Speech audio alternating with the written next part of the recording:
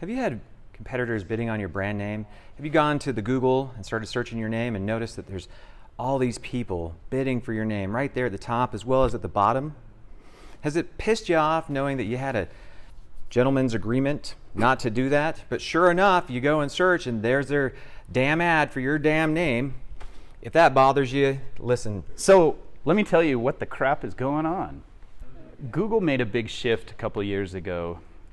And without getting way into the weeds, it was a shift away from focusing merely on keywords to using machine learning to focus on intent instead of the specific keyword search phrase. So Google's attempting to interpret, regardless of what you type in, what's the ultimate goal that they're after when they type in that keyword phrase. The other thing they started doing is they started handing over a lot of the functions that used to be handled by humans on the back end of running Google Ads over to this same or a complementary machine learning or artificial intelligence platform.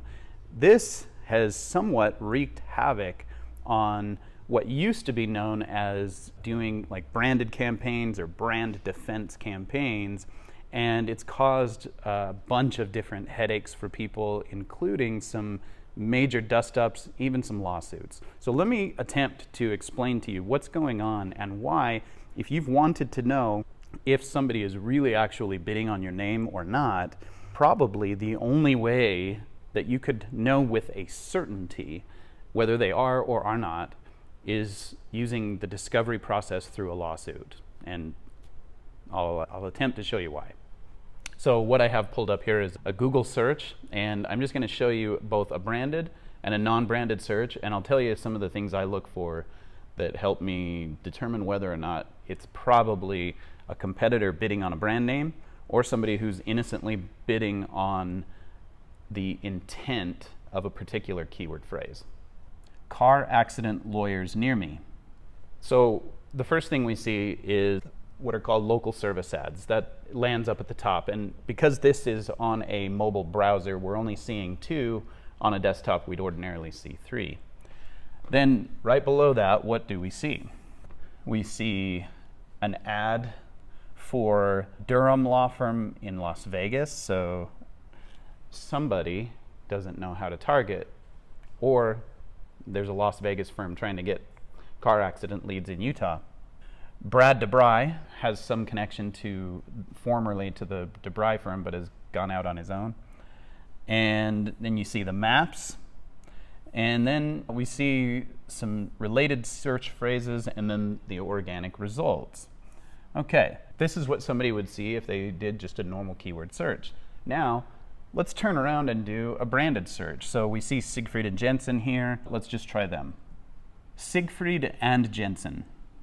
All right, so now we do a branded search. First thing we see is an ad for Siegfried and Jensen. That's really smart. They're defending their brand, so they come up number 1. However, what do we see next? We see 3 more ads, right? Let's see, we're gonna just turn on the annotation here. And so we see an ad here and an ad here. Let's take a look at what the URLs are. We see injury.com, findlegal.com, and lawyerconsultation.com. Now, do any of those sound like actual law firms to you? So that's usually our first clue. If it looks like a lead gen company, it probably is. You'll notice that the injury.com here, their offer is a calculator to try and attempt to ascertain how much a case might be worth. This one here, Lawyer Consultation, is saying #1 rated car accident attorney. Their offer is a free case review. And there's a few clues. I'm used to looking at law firm campaigns versus lead gen campaigns. Step 1, fill out our short form. Step 2, get free legal advice. Step 3, obtain full compensation. That is a lead gen company for sure, not a law firm. Do you have a case? Find out. Free legal guidance by calling findlegal.com. Definitely lead gen. So, in my estimation, all 3 of these are actually bidding on the brand name of Siegfried and Jensen.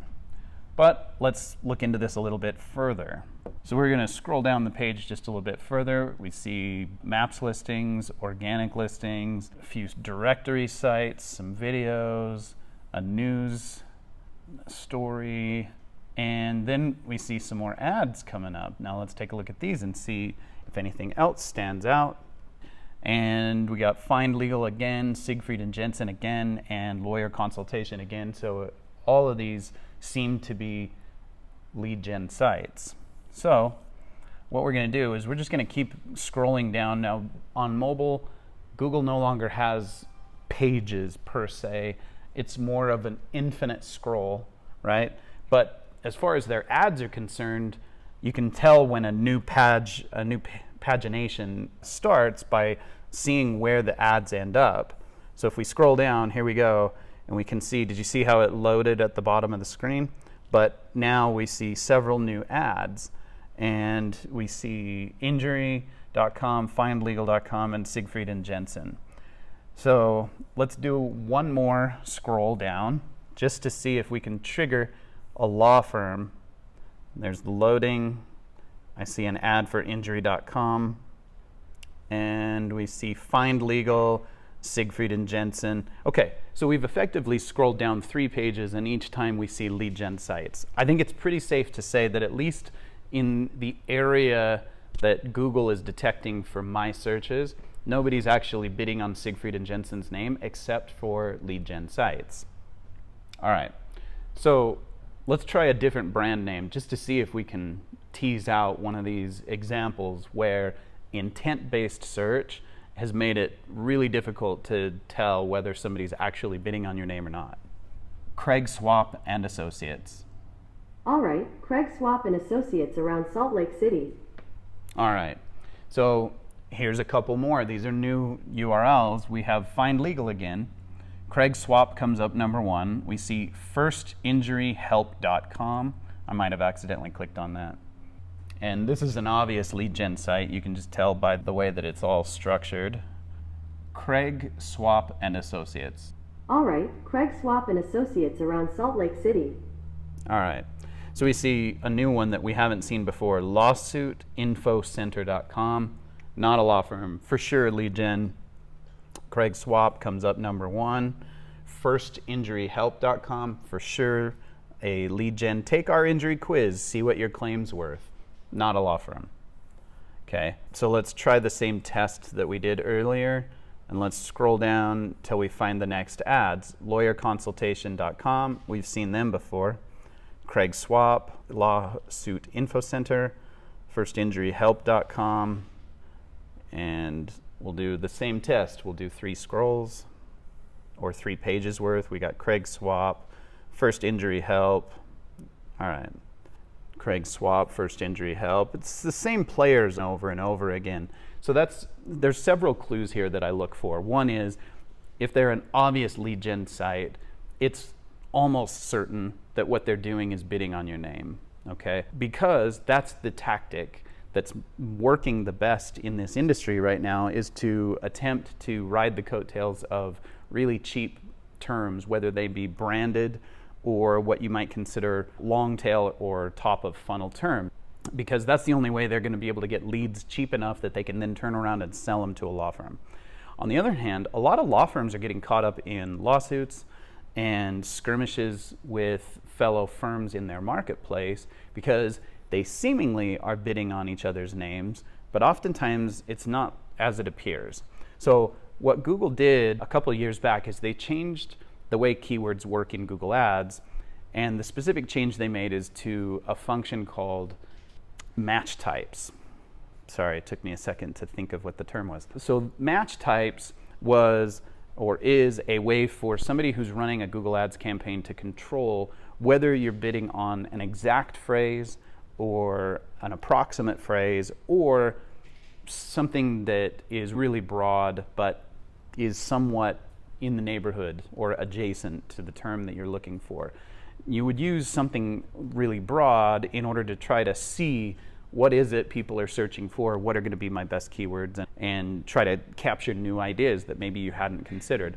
And then once you've done that research or you know exactly what you want to go for, then you would use the exact match. Google started changing several years ago and introducing an idea that approximates the intent, or it tries to interpret the intent that the searcher has. So even if you searched something like blue baby shoe, Google's not simply going to look at that one singular search. Instead, it's going to look at it and say, what is this person searching for? What else might be approximate to what they're trying to accomplish? And then show results that try to satisfy that searcher's intent, okay? To make a long story short, here's what happened in the personal injury car accident space is everybody who's doing any kind of online marketing at all is trying to rank their brand for these other types of commercial intent terms like car accident lawyer. So think of it from the perspective of Google and its algorithm, okay? It's taking this brand name like CraigSwap and it's associating it with search terms like car accident lawyer, personal injury lawyer, and then just injury lawyer, accident lawyer, and workers' compensation, so on and so on. So to Google or its algorithm, these things are entities by themselves, right? Siegfried and Jensen or CraigSwap or the Advocates means something inside of Google's database, and so it's attaching meaning with these other search terms. If you then turn around and try to run an ad campaign where you're bidding based on intent, or as Google sees it, and you try to run an ad campaign for car accident lawyer, what's started to happen over the last 2 years is Google has started to conflate branded and non-branded terms to the extent that it's almost impossible to really know if somebody's bidding on your name, because they could very well innocently be just bidding on a search term, and Google's showing their ad, it's interpreting the brand as being the same intent as the keyword search phrase. So unfortunately, this has complicated two things in the industry. One is running any kind of a branded campaign to try to defend your brand name. It can still be done, but costs to do so are going up. And what used to be easily a $2, $3, $4 click to defend your own brand, in some cases can climb right up into the same types of high 2 and low 3-figure click prices that you would see for a non-branded term. The other thing that it's complicated is these gentleman agreements that are very commonplace amongst law firms in a marketplace. They'll call each other and say, hey, stop bidding on my name.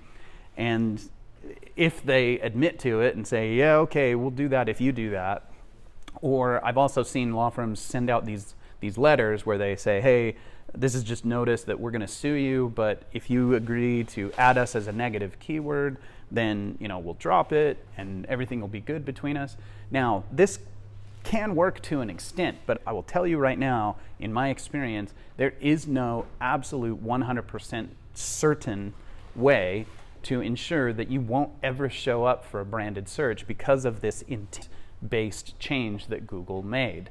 So, unfortunately, I don't have a great solution for you other than I think it's fine to try to do these gentleman agreements and add each other as negative keywords and so on. And so ultimately, short of going into a lawsuit and discovery, you're never going to know with absolute certainty. Or if you have some kind of an agreement where you're both willing to show each other your Google Ads account, then you could verify that they've added the negative keyword. They're not running any campaigns specifically to try to bid on your name, but Google has just really muddied the waters and made it impossible to have certainty around this issue.